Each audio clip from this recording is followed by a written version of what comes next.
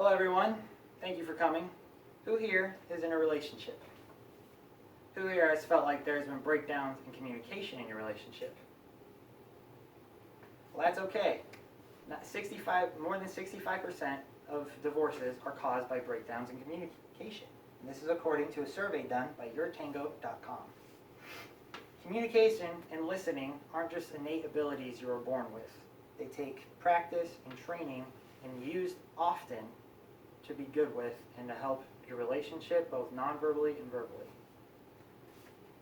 These failures in our ability to communicate aren't completely our fault. It all started from when gender roles were introduced into us as individuals, and it affects both men and women. An example of these gender roles is the expectation for women to be quiet and passive.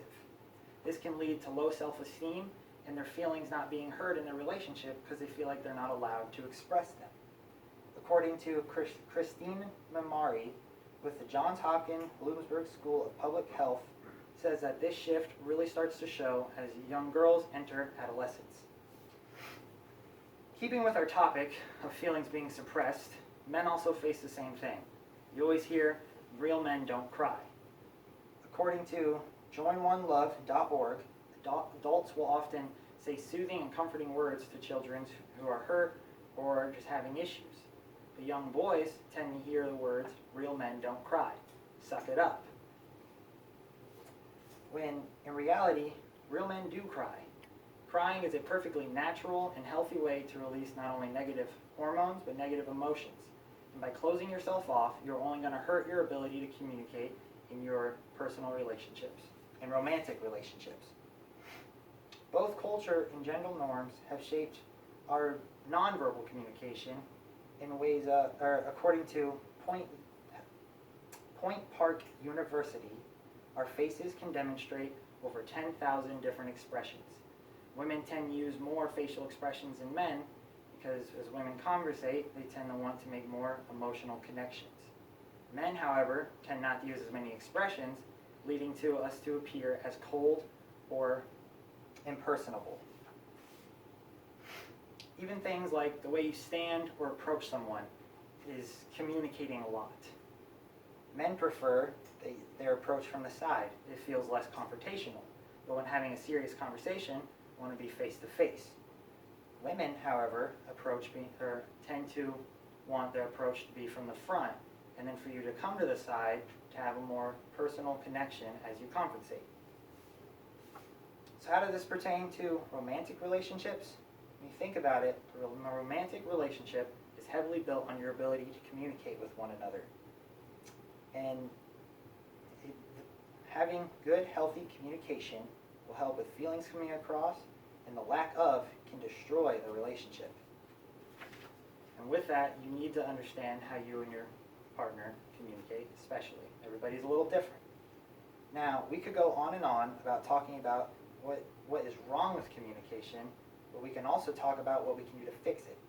The solution is to bring in formal education into our schools at younger ages and onward, teaching young children how to communicate on personal and romantic levels and understanding how each other works. According to Corey Floyd, Communication Matters, it is a myth that listening is an inherent and natural ability. He says it is easy to think listening of a completely natural, mindless process, much like breathing. In reality, listening is a learned skill and not an innate ability. We have to acquire listening abilities just as we are taught to listen and to listen effectively. Learning these skills and changing the way we communicate is perfectly possible for everyone in this room. Our brains have this ability called neuroplasticity. It's the ability for our brains to shift the way we think and the way we take in information and what we do with it. This ability is very effective for children as they are constantly learning new skills as they grow up. So by starting at younger ages, teaching these abilities to communicate and the way men and women cooperate will only help them build on to their personal relationships, both verbally and non-verbally. Without education about communication in our schools, we will continue to see the same issues in relationships, and you will not see happy, healthy relationships out in the world. And it is important that we know how to speak to one another verbally and non-verbally. I hope you learned something from our time here today and can now see the necessity of communication education within the school system to help kids gain the skills needed to have healthy relationships in their future and help yourself have healthier relationships together. Thank you for coming. Wow. That was good.